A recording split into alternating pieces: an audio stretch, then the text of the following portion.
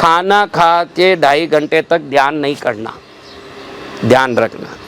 खाते ही ऐसे बैठ जाओगे तो खाने की नली से खाना ऊपर चढ़ने लगेगा, क्योंकि ध्यान ऊर्जा को ऊपर ले जाता है न, संसार ऊर्जा को नीचे ले जाता है। ध्यान एक ही है जो शक्ति को ऊपर ले जाता है। ये शक्ति ऊपर जाते जाते आत्म विकास होता है। जिसकी प्रज्ञा जितनी ऊपर है वो इतना उच्च कोटि का ज्ञान रखता है। जितनी प्रज्ञा नीचे है अधोगति में, उसका विचार भी अधोगति है। कोई कहता है कि चलो पिक्चर चलें, तो समझना इसका कॉन्शियस लो है।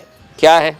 कॉन्शियस लो है। हाँ, कोई कहे चलो कृष्णगिरी चलें, तो समझना कॉन्शियस हाई है। क्या है? कॉन्शियस ऊंचा बढ़ता जाएगा तो अच्छी जगह जाने का मन करेगा न। प्रज्ञा हल्की होगी तो हल्की जगह जाने का मन करेगा। जिसका मन हल्की जगह जाने का होता है उसकी बुद्धि भी क्या है? हल्की ही है, तभी तो वो हल्की जगह जा रहा है। तो बुद्धि को अच्छी जगह ले जाने के लिए ध्यान करना। देखो आप, इस दुनिया में मनुष्य का शरीर ही ऐसा है जो अद्भुत विचित्रमय शरीर है, कोई नहीं जानते। आप एक केले को ऊपर से ऐसे हाथ छोड़ दो, क्या हो जाएगा? केले को पकड़े हो और हाथ छोड़ दो, क्या हो जाएगा? गिरेगा ना। एप्पल को छोड़ दो, क्या हो जाएगा? गिर जाएगा। कोई भी चीज नीचे गिरेगा कि नहीं?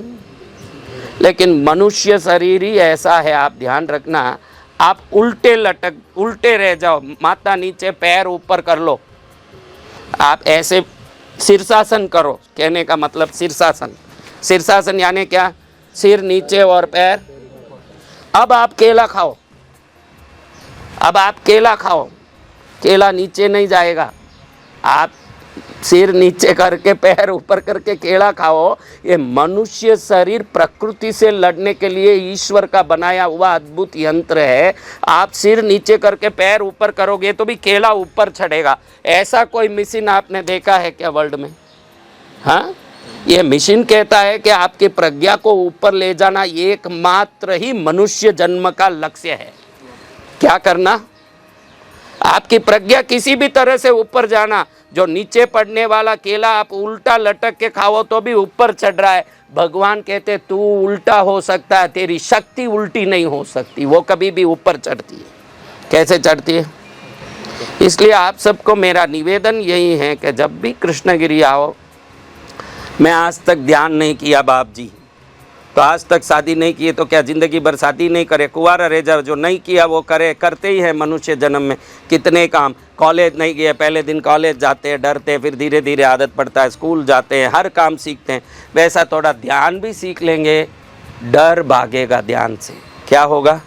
अभी कई लोगों को डर है। माताओं को पूछो बच्चे सही रहेंगे कि नहीं, कहना मानेंगे कि नहीं, अगर बहू आ गई तो कहीं अलग तो नहीं हो जाएंगे। कितने ही मन में डर रहता है कि नहीं आपको?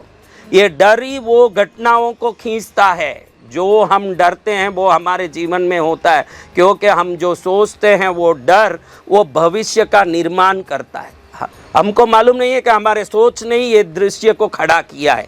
हमको वो सोचना नहीं चाहिए, लेकिन मन में वो सोच आता है कि कहीं कैंसर तो नहीं आ जाएगा।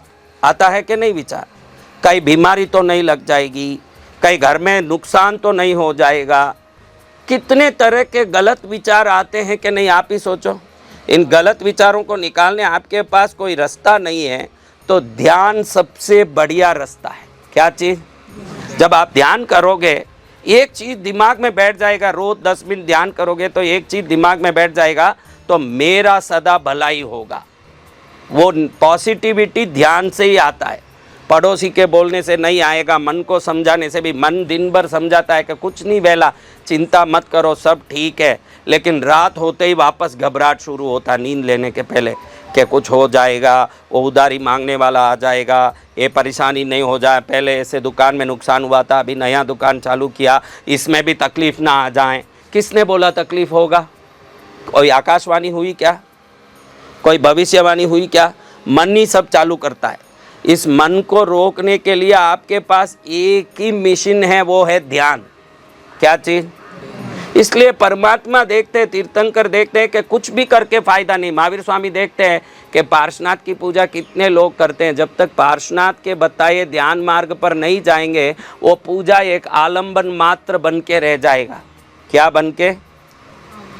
उनके मार्ग पर चल के ही मोक्ष है, उनकी पूजा करके मोक्ष नहीं। अगर पूजा करके मोक्ष होता तो महावीर स्वामी पार्श्वनाथ की पूजा ही कर लेते ना।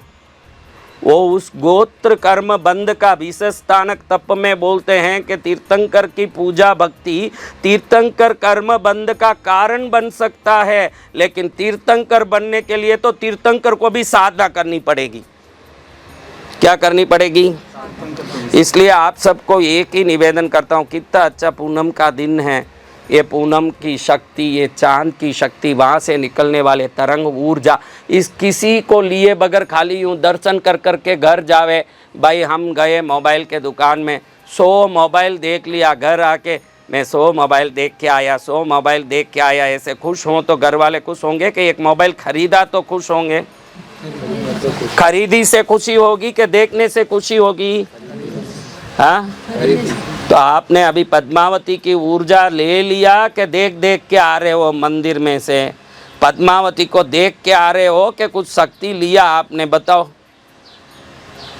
खाली देख के दर्शन करके आ रहे हो। दर्शन करने के लिए क्या पड़ा है? दर्शन नहीं करना है। उस माँ में जो शक्ति है वो मेरे में कैसे आ सकती है? पानी का मटका देखने से प्यास बुझेगा? कब बुझेगा? तो ये पद्मावती को देखने से क्या होगा? उसको अंदर में लेना पड़ेगा ना। उसके लिए 5 मिनट ध्यान में बैठोगे, माँ ही देखेगी कि इनका दरवाज़ा खुल गया, मैं अंदर घुस जाऊं। कब घुसेगी? आपका दरवाज़ा खुला रहेगा तो घुसेगी कि बंद रहेगा तो घुसेगी? ध्यान में ही दरवाजे खुलते हैं। कब खुलते हैं?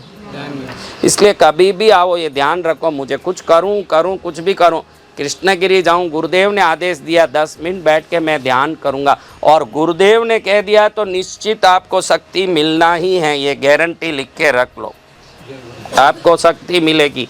और फिर आने के लिए और मन उत्साहित होगा। कोई आता है, ये ज़माना है भाई, बिन कुछ मिले कोई जाता नहीं कहीं भी। जहाँ मिलता है वहाँ जाता है, लेकिन कैसे मिलेगा ये ज्ञान नहीं हो तो मिलने वाली जगह में भी खाली हाथ जाएगा कि नहीं? मिलता तो है लेकिन पाने का तरीका मालूम नहीं हो तो क्या करेंगे? थोड़ी देर ध्यान में बैठोगे, माँ देखेगी कि इनके रोम द्वार खुले, इसमें मेरी शक्ति डाल दो। उनकी शक्ति अंदर जाएगी, आपके हर काम सफल होंगे। धंधे में, परिवार में, घर में खुशी होगी। और हर महीना देखोगे कि जैसे जैसे पूनम जा रहा हूँ वैसे वैसे मेरे काम 1000 गुना, लाख गुना, करोड़ गुना होता जा रहा है। अब मेरा आनंद बढ़ता जा रहा है। मुझे तो अभी महीने में नहीं, हर हफ्ते कृष्णगिरी जाना चाहिए, ऐसे भाव आ जाएगा फिर।